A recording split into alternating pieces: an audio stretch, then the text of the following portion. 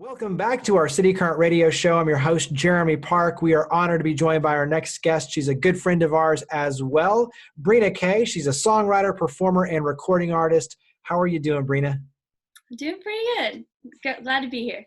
So you have all sorts of songs that you are putting out, and I know right now it's a difficult time, but you're using your artistry and your creativity and your musical talents to inspire and still share music.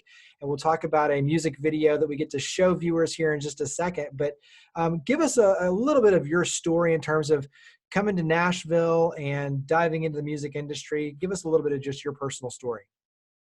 Well, I grew up in a Chicago suburb called Schaumburg, and I was kind of involved in music throughout my whole life. I learned to play the violin through an early instrumental music program as a kindergartner.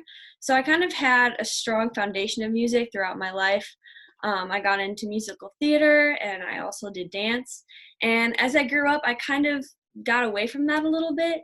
And went to college at the University of Nebraska-Lincoln, where I majored in journalism and then changed my major 2 more times before graduating. But throughout all that, I kind of realized that if I didn't go for my dream, which was music, that it would never come true. So I kind of it was kind of a pivotal moment there where I had to either decide to go for it 100% because that's how I do things, or just find a different path. And I decided, you know what, this is my dream. I'm young. This is my one chance. So I'm going to pick up everything, move to Nashville, didn't know a single person, and just kind of made my way from the very beginning. And it's been a really fun adventure with a lot of ups and downs, but I wouldn't trade a second of it. When you look at the, move to a new city and a big leap of faith, one of the things I think that has impressed me is your work ethic. And so you didn't go in necessarily with blinders. You said, I'm going to work hard. I'm going to make the money I need to make to pay my bills, but I'm going to pour everything I can into this adventure, this journey. And so really investing in yourself. And so that meant a lot of struggles and heartache and everything else, but making some tough decisions and sacrifices to ultimately pour into creating these opportunities. So talk a little bit of just balancing going after your dream and investing, but also too having to work hard for it. Yeah, I definitely think it's all about keeping your eye on the prize. Every morning I wake up and tell myself, okay, this is why I'm here. I'm here to do music. I'm here to progress with my music. So with my time is very valuable. So I try to balance it as much as possible. You have to get, at least if you don't start off with a ton of money, which I didn't, you have to get a day job. So that was very important to me to find something that still allowed me to pursue my music, my passion, because that was the ultimate goal. I started off at an ice cream shop, and that was the only job I could get. And so that was my ticket into the doorway where I was able to get an apartment. That didn't end up working out due to some silly mistakes that I made just being a kid in a new town, not really knowing how to be a real adult yet. And that was really hard, but in those type of moments, you have to decide, okay, am I going to quit? Am I going to go home? Or I'm going to figure it out? And, adaptability is so important in these type of situations. So just kind of having the will to keep going, even when you feel like, you don't want to. And that's kind of what my song Rome is about, is I actually wrote that song during this really hard time that I was going through. And I think just, find the will to get up in the morning and maybe accomplish one thing or go to one interview and, know that there's going to be a light at the end of the tunnel at some point. And then just doing the work in between to get there. I did Postmates driving, and I'm still doing that now to pay off things that I've spent on, like my music video. And I went through some times where I'm cutting back. I'm not going out. I'm having beans and rice, like very, very simple meals and things like that, and kind of just keeping my priorities straight, knowing why I'm there, and doing everything I can to make my dream happen as fast as possible. I think those are the sacrifices people often don't see, but they need to, because to your point, you're making sacrifices that you understand in the long term, this is for your career. And if you don't do it now, you're going to have regrets. And so many times it's one of those where people think it's just going to be easy, and you realize, no, wait a second, I'm going to have to go and maybe work in an ice cream shop, do Postmates, do whatever I can, knowing that I've got to take this money and then use it over here to get where I really want to go. And it's tough decisions, but it's also too hard work that in the end is how you get where you want to go. Put on your business hat and talk about something you've learned from the business of music. So it is a music business. And so share how you approach your career now as a businesswoman. Yeah, I think just for any artist, that is the first step is so important to just one, view yourself as a business owner, not just an artist. I think that's definitely made a difference in the way that I've acted, the way I've sought out opportunities, the way I view and kind of see myself as CEO of Brina Kay Music, because that's what I am. I think one of the big things I learned right away is not to be frugal when it comes to investing in yourself. You know, I came here to make something happen. I didn't come here to kind of dabble or do it halfway. If I'm going to put out a song, I want it to sound professional. I want it to be radio quality. So I'm not afraid of investing, you know, a significant amount of money to get the results that I want. And I see it as an investment in myself. So I don't see it as frivolous or spending that I shouldn't be doing. I think it's definitely necessary. I'd also say keeping record of everything you're investing, especially when tax season comes around. I think a lot of artists don't take advantage of that. When it comes to our performing rights organizations, a lot of them will let you keep record of any time you play live, and that's money that you can get coming in. Investing in marketing, that's like a big thing, especially for music. You know, you spend all this time making this song and then nobody hears it. That's not what you want. So, you know, I think a lot of artists focus a lot on the music making and not necessarily the music marketing, getting it out there and getting in front of people and seeking out media opportunities like I'm doing right now, stuff like Absolutely. this. I'd also say another really cool thing I learned was that bartering is very helpful. You know, a lot of times I don't have the funds I have in order to get something that I want, like a new web design or something like that, but I do have skills that I can offer.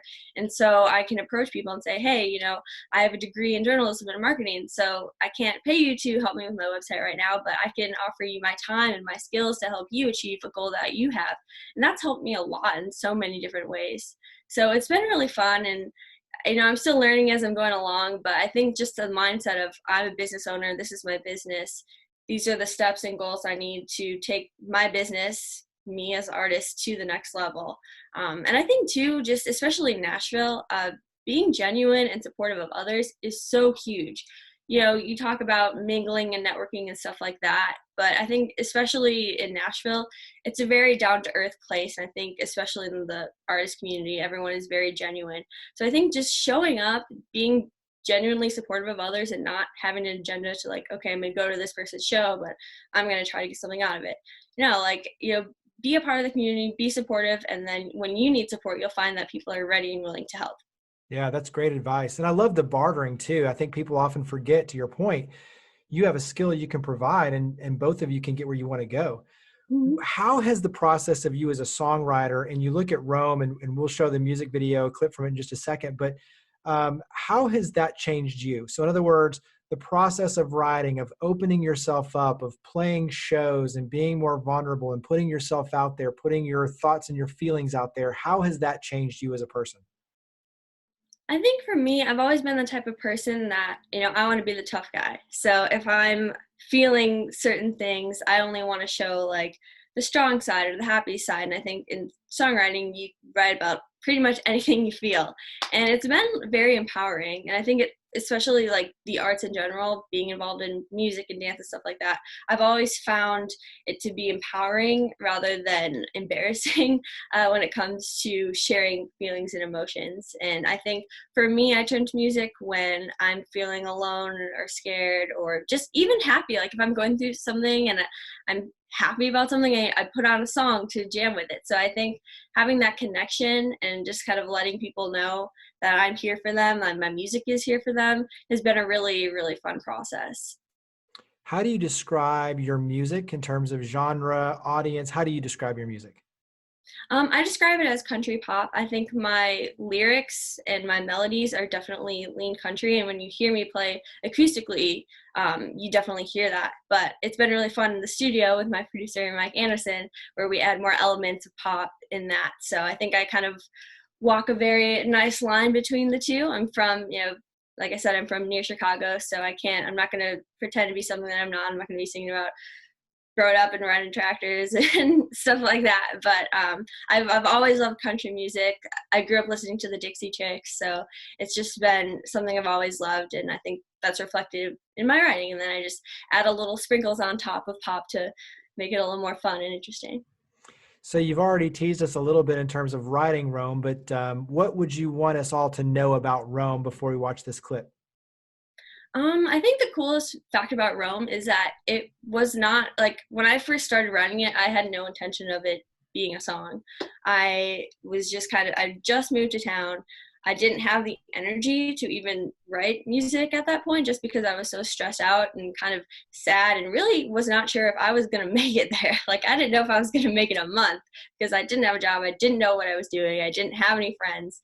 So I was just kind of writing poems to get my feelings out. And then, weeks and months later, after I did make it and did make friends and did get a job and things got a little happier, I came back to my notebook because that's, it's like an idea generator. So I came back and I saw these lines. I was like, oh, this is kind of sad. And I was like, all right, let's see if I can work with this. And I was happy at that time. So I kind of went through all the things I was feeling and then kind of added the positive spin at the end of, but that's okay, Rome wasn't built in a day. And it's been a really fun, I've had so much fun with that. And that's kind of become my Nashville anthem kind of. And I play it first a lot of times when I play out to kind of settle my nerves and almost telling myself like, hey, it's going to be okay.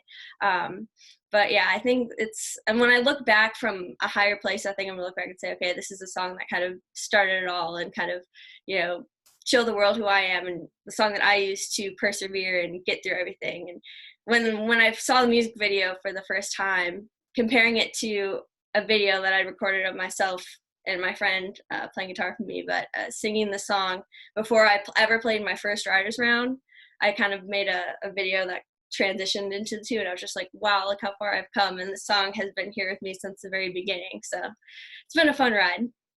So let's go ahead and watch this short clip of Rome, and then we'll be back to wrap up. Sometimes I just wanna lay on the floor. Sometimes I don't wanna try anymore. I'm lonely and I'm broke, oh so far away from home. Sometimes I just wanna throw in the towel. Haven't been myself in a while. I'm scared and unprepared, but that's okay. Rome wasn't built in a day. Rome wasn't built in a day.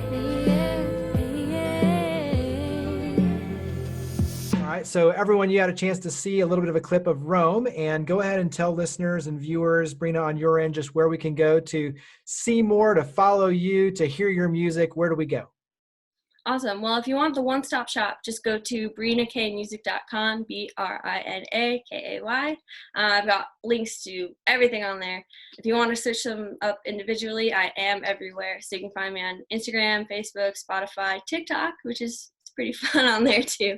I get to show a little bit of my personality. Definitely follow me on Spotify. You can find my music on Apple Music and pretty much any streaming platform. Title I'm on. So if it plays music, I'm probably there. I've got YouTube as well, Vivo channel on YouTube, which is where you can find my music videos. And I think that covers everything. But brinakaymusic.com. And subscribe to my email list because I send out things, special, exclusive things on there. So if you want to keep up to date with what I'm doing and you want to hear it before everyone else does on social media, definitely subscribe to that emailing list. Well, Brina, keep up the great work. Thank you for all you do and for coming on the show. Awesome. Thanks so much for having me.